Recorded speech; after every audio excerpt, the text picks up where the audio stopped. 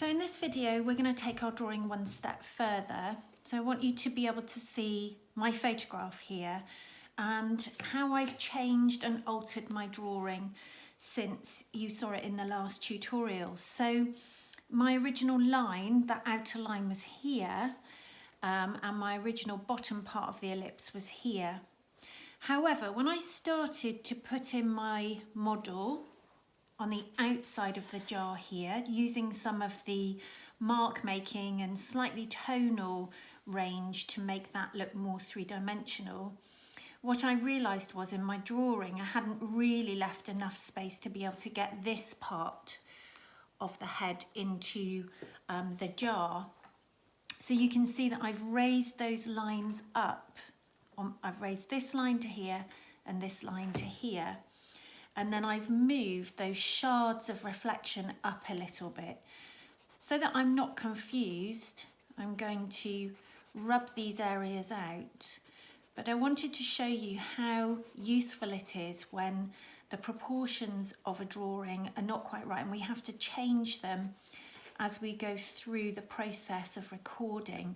And that's not doing it wrong, that's about making the appropriate changes so that you can fit in what you want to fit in. It's a really good idea. Once things are where you think they're going to stay, it's a really good idea to rub out the other construction lines. And you can see what I've started to do is just scribble in a little bit of light and dark in the areas in my photograph where they're going to feature, because that's going to help me when I come to do my painting a little bit later on. Okay, so that needs to go across the front because that's the front of the vase. Okay, so one of the things that I wanted to show you before you worked a little bit more independently and took some time is what happens when we work into this part of our drawing here. So we are definitely going to have to abstract, take away, simplify some of the information in the vase here because we are going to develop it as a painting. So I want you to look at your photograph and decide which bits you're going to include and which bits you're going to leave. So for me, my model's face is reflected back in this side of the vase, but I'm probably not going to draw that in right now. I'm going to draw the head and then I'll work into the features as they sort of change and morph and wobble around in the water. But I'm going to start with a bit which is only through the glass at the moment. So his head touches the glass here, but what you see is same as what we did down here with the table.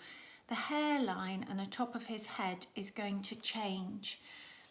So it drops down and changes shape. Now, because you've got your reflection already drawn in, at this point that reflection is going to help you with where your little features and edges will go.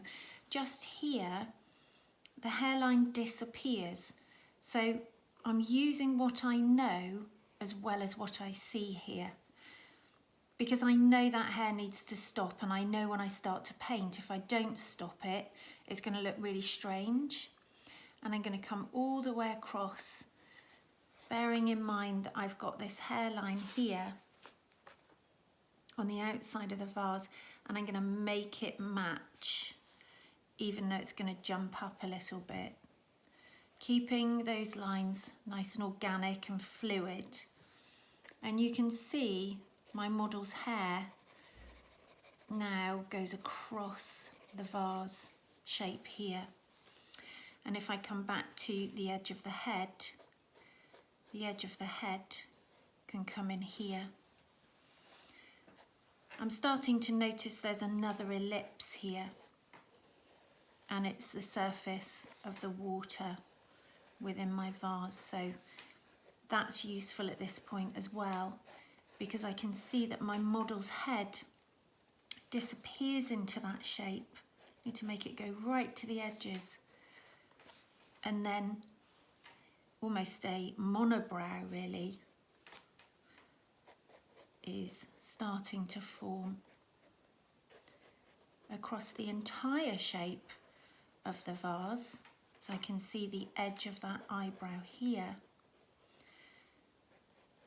which is not what I would see if I was looking at him on the outside of the vase, but that's where we want our distortion to really take the lead in this drawing. I'm going to have one eye. I'm not going to put that eye in. If you remember, I said I wasn't going to tackle that. So I'm going to take this eye here.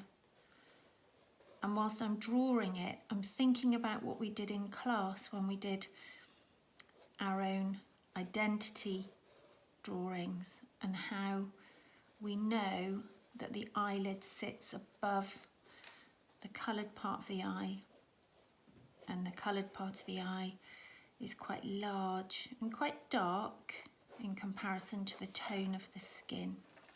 So I start to get my first eye in, and then my second eye is sitting over here somewhere. And because it's such a distorted image through the glass, I'm not too worried about whether these eyes look as if they are in proportion to one another, because the water has distorted that anyway. And my nose, I don't have to worry about a nose looking like a nose, because in my photograph it doesn't. It just looks like a change in shape and tone. But I have made sure it sort of lines up with the eyes, so it's sort of in the right place. This is my table line. I think that probably needs to come down a little bit now and slightly curved on the edge, so it looks like it's hitting the refracted edges of that glass. I'm just going to put a little bit of tone in there. I'm going to rub this one out. I haven't got enough space for my model's mouth, so I know that table line needs to come down a little bit. Get that out of the way. And then I can start to put in the mouth shape. And that line, I'm going to keep it quite loose, but that line of facial hair, but I can see here that line that comes from the edge of the nose down to the mouth. So I am going to put that in, and I'm noticing a little bit of a shape around the cheek here too. So using my mark making to just help me find my way around these really complicated and difficult shapes within the glass. And keeping it all quite general, keeping it all quite loose.